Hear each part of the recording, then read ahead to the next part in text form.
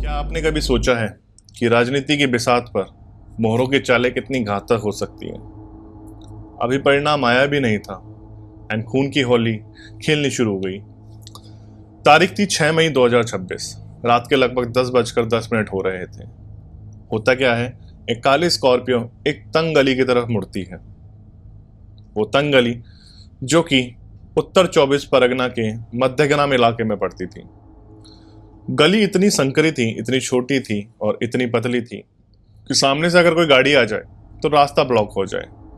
तो जब वो काली स्कॉर्पियो उस गली में घुसती है तो सामने से एक गाड़ी आती है एंड उस गाड़ी का रास्ता ब्लॉक कर देती है। किसी को नहीं पता था कि जो ये पहिए थमे हैं काली स्कॉर्पियो के, ये किसी बड़े तूफान से आने की पहले का एक सन्नाटा था। तभी अचानक अंधेरे को चीरते हुए एक बाइक आती है एंड उस काली स्कॉर्पियो के बगल में आकर रुकती है एंड उसके शीशे पे होता है ठक ठक। एंड ठक ठक होते ही तुरंत गोलियां चलती है, आवाजें आती है धाए धाए की। एक के बाद एक 10 गोलियां मारी जाती हैं। कंडक्टर सीट के बगल में बैठा हुआ इंसान एकदम निहत्था था एंड वो 10 की 10 गोलियां उस इंसान को लगती है। हमले को देखकर ऐसा नहीं लग रहा था ये कोई रंजिश हो सकती है या कोई एक इंसिडेंट हो सकता है, क्योंकि हमलावर जो थे वो पेशावर थे। वो अपना काम करते ही तुरंत अंधेरे में वहीं ओझल हो जाते हैं। मरने वाला कोई आम आदमी नहीं था, ये उस आदमी का दायां हाथ था जिसने पश्चिम बंगाल की राजनीति के उस 15 साल के किले को ढहाया था। जी हाँ, मैं बात कर रहा हूँ शुभेंदु अधिकारी की। मरने वाला शख्स शुभेंदु अधिकारी का पीए चंद्रनाथ रथ था। नमस्कार दोस्तों, मैं हूं सुमित और आज हम बात करेंगे उस कहानी की जिसने कहानी में ममता बनर्जी की हार से ज्यादा इस इंसिडेंट ने सुर्खियां बटोरी। तो जानते हैं आखिर पूरा मामला था क्या, किसने चंद्रनाथ दत्त की हत्या करी। इस हत्याकांड की जो जड़ें हैं वो हमें कुछ पीछे लेकर जाती हैं। साल था 2021, जब शुभेंदु अधिकारी जो होते हैं वो नंदग्राम सीट से ममता बनर्जी के अगेंस्ट लड़ रहे थे। वो एक सीट जो काफी हाई प्रोफाइल मानी जाती थी, जिसमें ममता बनर्जी को हार का सामना करना पड़ा था। उस चुनाव का जो मुकाबला था वो इतने कांटे का था कि सबकी सांसें एंड तक थमी रही थी। रिजल्ट जो था बहुत ही नजदीकी भरा रखा हुआ था। तो इस सीट पे जब मतगणना का जो रिजल्ट था वो आया तो शुभेंदु अधिकारी जो थे उनको 1,10,774 वोट मिले थे एंड ममता बनर्जी को 1,08,000 वोट मिले थे। यानी कि इसका मतलब ये था कि जो ममता बनर्जी थी वो 1956 वोटों से हार गई थी। वक्त का पहिया घूमा, साल आया 2026 का, फिर ममता बनर्जी थी और फिर वही शुभेंदु अधिकारी थे। लेकिन इस बार सीट बदल चुकी थी।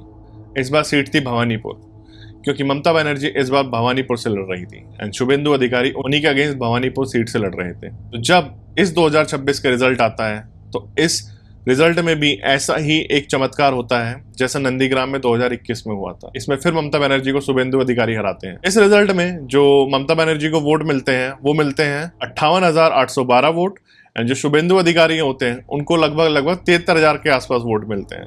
तो इसका जो रिजल्ट आया था इसमें शुभेंदु अधिकारी ने ममता बनर्जी को लगभग 15,000 से ज्यादा वोटों से हराया था। इतना ही नहीं, शुभेंदु अधिकारी ने भवानीपुर के अलावा नंदीग्राम से भी एक और सीट के लिए अप्लाई किया हुआ था, वो वहां से भी चुनाव लड़ रहे थे एंड शुभेंदु अधिकारी ने फिर वही वापस अपना करिश्मा दिखाते हुए वहां सीट पर भी लगभग 9,000 से ज्यादा वोटों के साथ टीएमसी की ही एक उम्मीदवार थे जिनका नाम पवित्रा कार था, उनको हराया। तो एक साथ शुभेंदु अधिकारी 2 सीट पर जीत चुके थे। उन्होंने ये करिश्मा अपनी दोनों सीट पर करके दिखाया था। तो जैसे ही शुभेंदु अधिकारी दोनों सीट पर जीतते हैं तो मुख्यमंत्री की जो रेस में वो सबसे प्रबल दावेदार हो जाते हैं, क्योंकि उन्होंने 2 बार एक सिटिंग चीफ मिनिस्टर को उनकी सीट से हराया था, जो कि आज के राजनीति के इतिहास में कभी भी ऐसा नहीं हुआ था कि किसी ने 2 बार किसी सिटिंग चीफ मिनिस्टर को उसकी कॉन्स्टिट्यूएंसी में जाके हराया हो। लेकिन दोस्तों, इस जीत के पीछे एक नाम और एक चेहरा और छुपा हुआ था।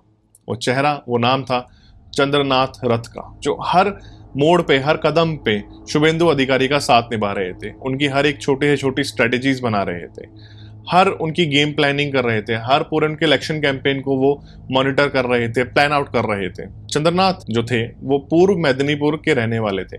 उनकी माता भी कभी जिले पंचायत सदस्य रह चुकी थी। लेकिन राजनीति तो उनके खून में थी, लेकिन जो ये अनुशासन था, ये कैंपेन्स को लेकर जो अनुशासन था, वो उनको इंडियन एयरफोर्स से आया था। लगभग 20 साल उन्होंने इंडियन एयरफोर्स को दिए थे। एयरफोर्स से रिटायर होने के बाद वो चंद्रनाथ आपका शुभेंदु अधिकारी को ज्वाइन करते हैं। दिलचस्प बात यह है कि शुभेंदु अधिकारी बीजेपी से पहले टीएमसी की ही पार्टी में थे। जब आपका ये चंद्रनाथ रथ शुभेंदु अधिकारी को ज्वाइन करते हैं, तब वो टीएमसी को ही ज्वाइन करते हैं। लेकिन 2019 में शुभेंदु अधिकारी बीजेपी ज्वाइन कर लेते हैं, तो उनके साथ जो चंद्रनाथ होते हैं वो भी अपनी मंजिल बदल लेते हैं, लेकिन काम और रास्ता वही था जो वो टीएमसी के साथ रहकर भी कर रहे थे, यानी कि शुभेंदु अधिकारी को हर इलेक्शंस में जिताने का काम। चंद्रनाथ जो थे वो हर छोटी से छोटी बारीक चीज़ों को बड़े ही गौर तरीके से एनालाइज करते थे। वो हर कार्यकर्ता से मिलते थे, हर कार्यकर्ता की सुनते थे, एंड साथ ही साथ वो पूरी स्ट्रेटेजी बनाते थे जितने भी इलेक्शन कैंपेन्स की होती थी। वो बड़ी बारीकी से शुभेंदु अधिकारी को इलेक्शन जिताने के पीछे लगे रहते थे, एंड उन्हीं की मेहनत का नतीजा था कि शुभेंदु अधिकारी 2019 में भी जीते और अब 2026 में भी जीते, एंड एक सिटिंग चीफ मिनिस्टर को उन्होंने दो बार हराया। हत्या से लगभग 2 दिन पहले 4 मई, जिस दिन इलेक्शंस का रिजल्ट आ रहा था। ममता बनर्जी का काफिला क्या होता है, जो शेखावत मेमोरियल पब्लिक स्कूल होता है जहाँ पे रिजल्ट का मतगणना चल रही थी, जहाँ पे काउंटिंग चल रही थी, वो वहां पर पहुंचती हैं, लेकिन वहां उनके काफिले के सामने अड़कड़ खड़े हो जाते हैं चंद्रनाथ। जी हाँ, चंद्रनाथ अड़ते ही नहीं है बल्कि डरते भी नहीं है ममता बनर्जी से। कहते हैं कि आपका यहाँ आना असंवैधानिक है, गैर कानूनी है, आप यहाँ पर नहीं आ सकते। एंड साथ ही साथ तभी जैसे ही चंद्रनाथ उनकी काफिले के सामने अड़ते हैं, भीड़ में से भी चोर चोर के नारे शुरू हो जाते हैं। इस इंसिडेंट के बाद चंद्रनाथ बहुत लोगों की नजरों में खटक गए थे। कहीं ना कहीं उन्होंने एक ऐसा बोल्ड स्टेप लिया था जो कोई भी वेस्ट बंगाल में ममता बनर्जी के सामने करने की हिम्मत नहीं करता था। अब वापस चलते हैं 6 मई की उस रात को, जब चंद्रनाथ पे हमला हुआ था। चंद्रनाथ के साथ साथ स्कॉर्पियो में 3 लोग और थे, एक चंद्रनाथ, एक उनका ड्राइवर एंड एक उनका साथी पीछे बैठा हुआ था। जब ये इंसिडेंट हुआ तो वहां पर एक चश्मदीद भी मौजूद था जिसका नाम था सुशांत।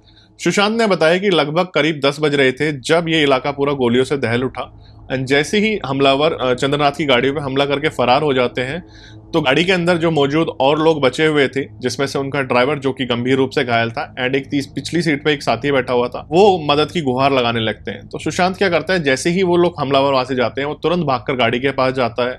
वो जाकर देखता है कि जो चंद्रनाथ थे वो बेशुद्ध होकर पड़े हुए थे, उनके सिर, पेट, शरीर के हर हिस्से में गोलियां लगी हुई थी। वहीं जो उनका ड्राइवर था वो बहुत ही गंभीर रूप से घायल था, एंड जो तीसरा इंसान पिछली सीट पे बैठा हुआ था वो इतना सहम चुका था कि वो सहमा मदद की गुहार लगाया जा रहा था। आसपास के और लोग भी इकट्ठा होते हैं एंड घायलों को और चंद्रनाथ को नियर बाय अस्पताल में ले जाया जाता है, जहां पर डॉक्टर चंद्रनाथ को मृत घोषित कर देते हैं। वहीं जो उनका ड्राइवर होता है वो जिंदगी और मौत से अपोलो अस्पताल में लड़ रहा है।